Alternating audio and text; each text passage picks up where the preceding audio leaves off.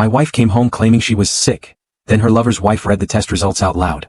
Can you imagine your wife coming home looking like death warmed over, saying she caught something at the office, and then you discover she's not just hiding an affair, but a potentially deadly disease she caught from her lover and might have passed to you?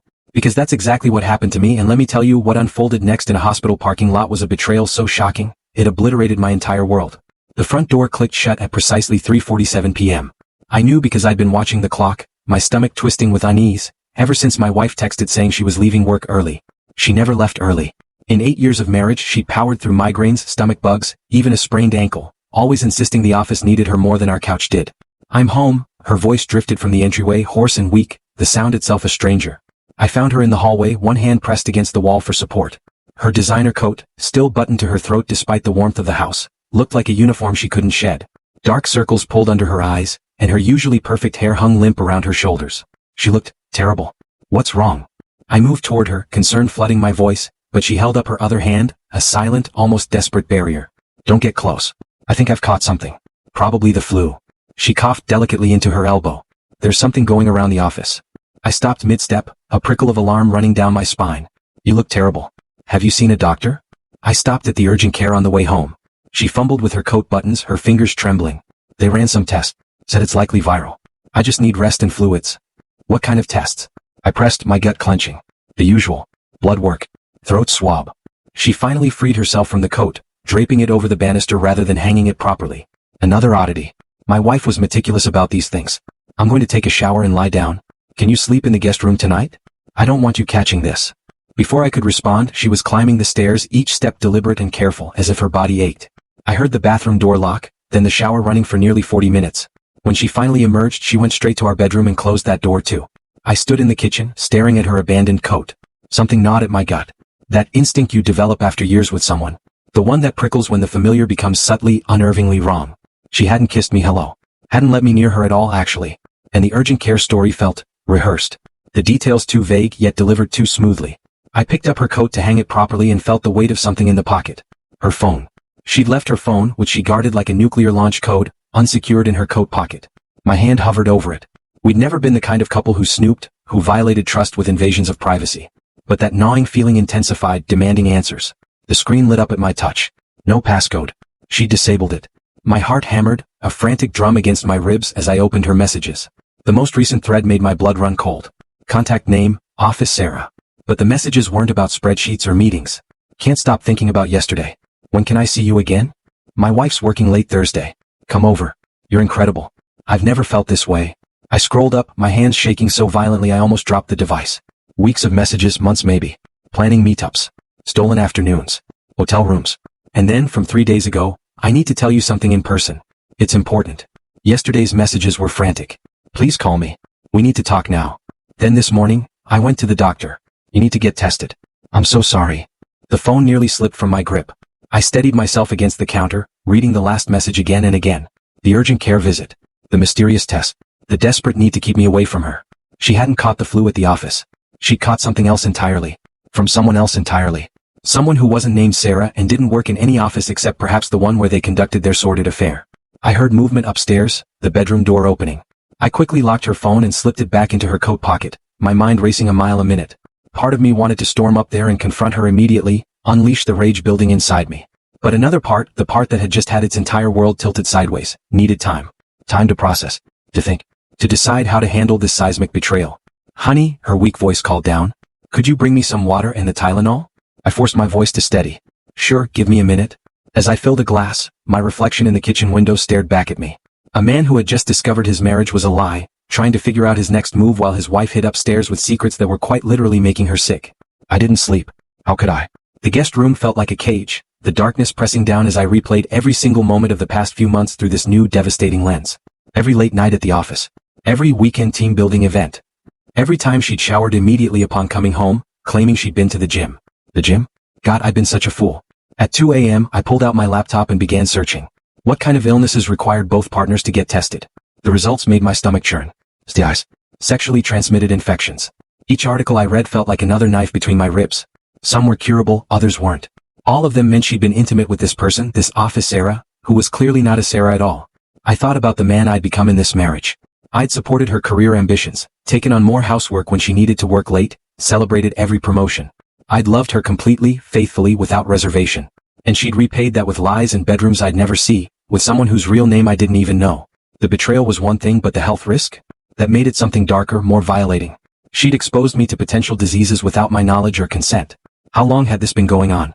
When was the last time we'd been intimate? 2 weeks ago? 3? I ran the numbers obsessively, trying to calculate my own risk, my own potential exposure to whatever she'd contracted. Morning light crept through the guest room curtains. I heard the shower running again in the master bathroom, and I wondered if she was scrubbing away evidence or guilt or the touch of someone else. When it finally shut off, I waited 15 minutes, then 20. Then my phone buzzed. A text from her. Still feeling awful. Going to rest more. Can you work from home today? I might need you to pick up my prescription later. Prescription, of course. Antibiotics probably. Or antivirals. Something to cure what her lover had given her. I texted back. Sure, let me know what you need. I spent the morning in my home office trying to work, failing completely. Every few minutes I'd think of something new. A vacation where she'd been distracted. A night she'd come home and picked a fight over nothing, creating distance. Had those been times she'd been with him? Was she thinking of him while lying next to me? Around noon I heard her moving around upstairs. The bedroom door opened. Then the stairs creaked. I tensed, preparing myself to maintain the act of the concerned, oblivious husband. She appeared in my office doorway wrapped in her bathrobe, looking genuinely ill. For a moment I almost felt sorry for her. Then I remembered why she looked this way. Hey, she said softly. I'm sorry to bother you. I just got a call from the urgent care. They want me to come back in. Some of my test results were, they need to run more tests. What kind of results? I kept my voice neutral, emotionless. They didn't say specifically, just that I need to come back today. She wouldn't meet my eyes. And they asked if you could come too. They want to talk to both of us. My blood ran cold. Why would they need to talk to me? I don't know, she said, her voice cracking on the last word, and I knew she was lying. Maybe because we live together? In case it's contagious? Right. Of course. I stood up. When do we need to go? They said as soon as possible. I have an appointment at 3. We spent the next 2 hours in excruciating silence. She retreated upstairs again. I sat in the living room, staring at nothing, trying to figure out what I'd say when the doctors told me I needed testing too. Would I confront her there, in front of medical professionals, or would I wait until we got home? At 2:30 she came downstairs, dressed in loose sweatpants and a hoodie, clothes she'd normally never wear outside the house. We got in the car without speaking. I drove while she stared out the window, her hands twisted together in her lap. I need to tell you something, she finally said, her voice barely a whisper as we pulled into the medical complex parking lot. My hands tightened on the steering wheel. Okay. She took a shaky breath. The thing is, knock. A sharp rap on her window made us both jump. A woman stood there, mid-40s, professionally dressed, her face twisted with a mixture of rage and tears. She held a folder of papers clutched against her chest. My wife went white. Oh God. You know her? I asked, though I already knew the answer. The woman knocked again, harder. Open this door right now. Her voice was muffled but audible through the glass. Open it or I swear I'll make a scene that will bring every person in this parking lot over here. My wife's hand trembled on the door handle. She looked at me, her eyes pleading. I can explain. Please let me explain first. But the woman was already walking around to my side of the car, her heels clicking on the pavement like a countdown. She tapped on my window, and when I met her eyes, I saw a mirror of my own pain. The look of someone whose world had just shattered. I rolled down the window. You must be the husband, she said, her voice shaking but controlled. I'm very sorry to meet you this way, but I think we need to talk about what our spouses have been doing, and what diseases they've given each other. The woman's composure was remarkable, considering the rage simmering beneath it. She stood at my car window like a prosecutor about to deliver damning evidence. That folder, pressed against her chest, felt like a shield. Or maybe a weapon. I don't understand, I said, though I understood perfectly. I just needed to hear it spoken aloud. My name is Catherine. I've been married for 16 years. 3 children. Her voice caught, but she pushed through. And for the past 7 months, my husband has been sleeping with your wife. Beside me, my wife made a small, strangled sound. Catherine, please. This isn't. Shut up. Catherine's words cracked like a whip. You don't get to talk anymore. You've done enough talking apparently to my husband in my bed, while my kids were at soccer practice. My hands were still on the steering wheel, gripping it so hard my knuckles had gone white. 7 months. She'd been lying to my face for 7 months. I found out 3 days ago, Catherine continued, addressing me now. Found a credit card statement he'd hidden. Hotel charges, restaurants I'd never been to. When I confronted him, he broke down. Told me everything. She laughed bitterly. Well, almost everything. He left out the part about the gonorrhea. The word hung in the air like a bomb. Gonorrhea. My wife had gonorrhea, which meant I might have it too. He came home from the doctor yesterday, Catherine said, opening her folder. Gave me these. She pulled out several papers, medical documents with official letterheads. Test results, positive for gonorrhea and chlamydia. The doctor asked where he might have contracted them. That's when he admitted there was someone before your wife. A woman from his gym. Apparently, a brief thing, he said, like that makes it better. I felt like I was underwater. Sounds distorted. Reality bending before me. Oh, you didn't know. Catherine's smile was cruel. Your wife wasn't his first affair, just his most recent. He gave her these infections and now she's given them to you. Probably that's why you're here, isn't it? For testing. My wife's door suddenly flew open and she stumbled out, vomiting into the landscaping. Catherine and I watched in silence as she retched, one hand braced against the car. When she finally straightened, tears streaming down her face, she looked at me through the windshield. I'm sorry, she mouthed. Catherine walked around to where my wife stood, maintaining a careful distance. Sorry doesn't cure infections. Sorry doesn't give me back my marriage or explain to my children why mommy and daddy are getting divorced. She held out the papers. But these might help him understand what you've done. I got out of the car, my legs unsteady, feeling like they might give out from under me. Catherine handed me the documents and I scanned them with growing horror. Positive results. Treatment plans. A note about partner notification. A clinical way of saying, tell everyone you've infected. Where is he now? My wife asked quietly. Your husband? Catherine's voice hardened. At his mother's house. Where he'll be staying permanently. I want you to understand something. I didn't come here for you. She pointed at me. I came for him because I know what it's like to be the one left in the dark while your spouse destroys everything. He deserves to know the truth. All of it. Not some sanitized version you'd eventually tell him. How did you find us? I asked, my voice barely a whisper. Your wife's name was all over his phone. Social media made the rest easy. I saw your post about coming to this medical center for her appointment today. Catherine shrugged. Technology makes everything so much easier, doesn't it? Cheating. Getting caught. Ruining lives. My wife was crying openly now, mascara running down her cheeks. I never meant for this to happen. We connected and it felt, don't. I finally found my voice and it came out like gravel, raw and painful. Don't tell me how it felt. Don't tell me about your connection. You exposed me to diseases. You lied to me for 7 months. You stood in our home in our bed and you lied. I was going to tell you today, she sobbed, after the appointment. Only because you got caught by biology, Catherine interjected, her voice sharp. If you hadn't gotten sick, how much longer? Another 7 months? A year? Until he gave you something incurable? The cruelty of it hit me then. She'd only confessed because she had no choice. The infections had forced her hand. If not for that, I might still be in the dark, trusting her, loving her while she lived this double life. I need details, I said, my voice surprisingly steady. How long until I can get tested? What's the treatment? What are the chances I have this? Catherine handed me more papers. This is information about both infections. Gonorrhea and chlamydia are both bacterial, treatable with antibiotics, but you need to be tested immediately. If you've been intimate with her in the past few weeks, your risk is high. 10 days ago. We'd been intimate 10 days ago. She'd come home from dinner with colleagues, had wine on her breath, and an urgency I'd mistaken for desire. Had she been with him that day too? Had she gone from his bed to mine? The thought made me physically ill. I'll leave you two to sort this out, Catherine said, stepping back. But I wanted you to know the truth. All of it. Not the version she'd eventually work up the courage to tell you. She looked at my wife with undisguised contempt. Goodbye. I hope you understand what you've destroyed and I hope it was worth it. She walked away, her heels clicking across the parking lot, leaving us standing there with her truth scattered between us like broken glass. The urgent care center's fluorescent lights felt accusatory as we sat in the waiting room, 3 chairs between us, a gaping void where our connection used to be. My wife kept trying to catch my eye, but I stared straight ahead, those medical documents still clutched in my hand.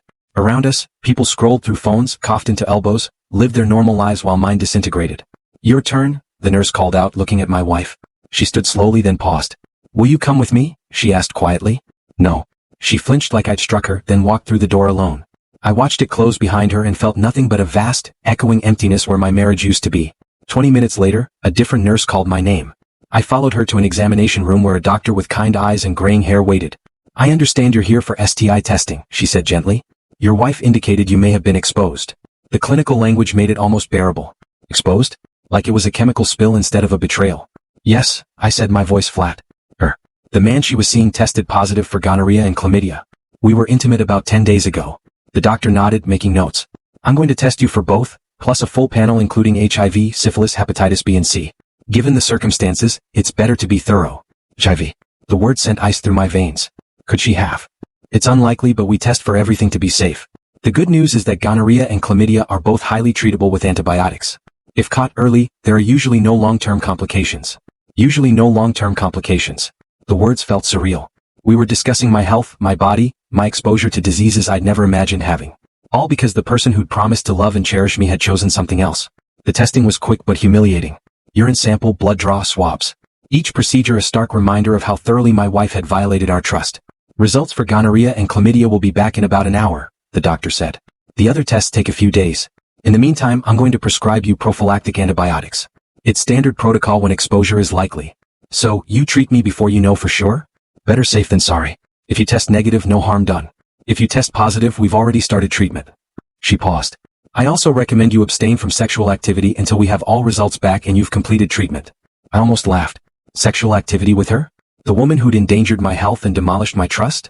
That won't be a problem. Back in the waiting room, my wife was already there, a small pharmacy bag in her lap. She'd been given the same prophylactic treatment. We sat in our separate chairs. Two people who'd once shared everything, now separated by an unbridgeable chasm of lies. We need to talk, she finally said, her voice small. Not here. Then where? You won't even look at me. I turned to face her fully for the first time since Catherine's revelation. What exactly do you want me to say? That it's okay? That I understand? 7 months? You looked me in the eye for 7 months and lied. I kept my voice low, aware of other patients nearby, but the fury was barely contained. Every time you left for a work event. Every time you texted him while sitting next to me. Every time you came home from being with him and touched me, you hurt me. You just didn't care enough to stop. That's not fair, she whispered, tears welling. I cared. I got lost. Lost? The word tasted bitter. You weren't lost. You made choices. Hundreds of them. Every single day for 7 months. You chose him over me. Over us. Tears spilled down her cheeks. It wasn't like that. It wasn't about choosing. It was, don't. I held up my hand. Don't try to explain it as some romantic confusion. You exposed me to diseases. That's not love getting confused. That's selfishness, recklessness. The nurse called us both back. My results were ready. We followed her to a consultation room where our doctor waited with a tablet. I have your preliminary results, she said, looking between us. You tested negative for both gonorrhea and chlamydia. The relief was so intense I felt dizzy. Negative? I didn't have them. However, the doctor continued, given the timing of your last sexual contact and the incubation period, I want you to retest in 2 weeks to be absolutely certain. Continue the antibiotics as prescribed and we'll run the full panel again. And her? I asked. The doctor glanced at my wife. She tested positive for both. She's been started on treatment. So she had them, had carried them, had potentially passed them to me. The only reason I'd escaped was timing. Random, arbitrary luck that I hadn't been infected during our last encounter. We left with our prescriptions and follow-up appointments scheduled. In the car, silence stretched between us like a living thing. I drove on autopilot, not heading home but not knowing where else to go. Where are we going? She asked finally, her voice small. I don't know. I can't be in our house right now. We need to talk about what happens next. What happens next? I pulled over into an empty parking lot, finally letting the anger I'd been controlling break through. You want to know what happens next? I'm going to drop you at the house. Then I'm going to a hotel. Then I'm going to call a lawyer. Please don't say that, she begged, her voice cracking. We can work through this. Couples survive infidelity all the time. Couples survive when there's something left to save. When there's honesty and remorse and a foundation to rebuild on. I turned to face her. You exposed me to diseases. You lied for 7 months. You only told me because you had no choice. What exactly is left to save? She reached for my hand but I pulled away. I love you. I know I don't deserve to say that but it's true. I love you and I'm so sorry. If you loved me you wouldn't have done this. People make mistakes. A mistake is forgetting an anniversary, I retorted, my voice tight. This was 7 months of calculated decisions. Hotels. Lies. Risking my health. Those aren't mistakes. That's a choice to value your wants over my well-being. I started the car again and drove her home in silence. I dropped her at the house without going inside. Watched her walk up the driveway we'd once walked together, planning our future back when I believed in permanence and vows. She turned at the door, her face a portrait of devastation, but I pulled away before she could say anything more. The hotel room was generic and sterile, exactly what I needed. No memories here, no photographs on walls or shared spaces that whispered about what we'd been. I sat on the edge of the bed and finally let myself fall apart. I called my brother first. He listened in silence as I explained everything, the words tumbling out in a rush of pain and anger. And when I finished he said simply, I'm coming over. You don't have to. I'm coming over. He arrived within an hour with beer, pizza, and the kind of quiet support that didn't require words. We ate mostly in silence, the television playing something neither of us watched. What are you going to do? He finally asked. Divorce her. The word felt both too big and too small. I can't. I can't be with someone who did this, who risked my health like it meant nothing. That's reasonable, isn't it? Everyone always talks about working through infidelity, marriage counseling, rebuilding trust. Everyone isn't you. Everyone didn't live your marriage. He set down his beer. But I'll tell you what I think. Trust isn't just broken here. It's obliterated. She didn't just cheat. She endangered you physically. That's a different level of violation. I nodded, grateful that someone understood. I keep thinking about Catherine, his wife. She has kids. They have a whole different level of destruction to deal with. Doesn't make yours less valid. My phone had been buzzing all evening with texts from my wife. I finally opened them, reading through her desperate pleas and apologies. In the middle of them was something different, a long message that felt more honest than anything she'd said in months. I know you won't believe this, but I need to tell you anyway. It started as an ego thing. He paid attention to me when I felt invisible everywhere else. Made me feel young and exciting instead of just tired and ordinary. I'm not making excuses. There are none. But I want you to understand that it was never about you not being enough. It was about me being broken in ways I didn't know how to fix. I knew it was wrong every single time. Hated myself every time I lied to you, but I was caught in something I didn't know how to stop. And when I found out about the infections, the shame was so intense I wanted to disappear. Catherine's husband had them. He gave them to me and I might have given them to you. The person I promised to protect. I endangered. I don't expect forgiveness. I don't deserve it. But I need you to know that, I'm sorry, isn't just words. It's the only truth I have left. I destroyed us. I know that. And I'll have to live with that forever.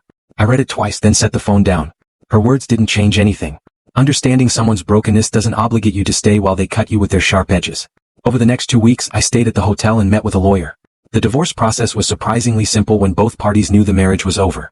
She didn't fight me on anything, took full responsibility, agreed to whatever division of assets I proposed. I almost wished she'd fight, give me something to be angry about. Instead, her compliance just felt like confirmation that she knew what she'd destroyed. My retest came back clean. The doctor confirmed I'd never contracted the infections. Pure luck and timing had saved me. I left the clinic with a clean bill of health and the knowledge that I'd dodged a bullet that had been aimed at me without my knowledge. I went back to the house one last time to get my things.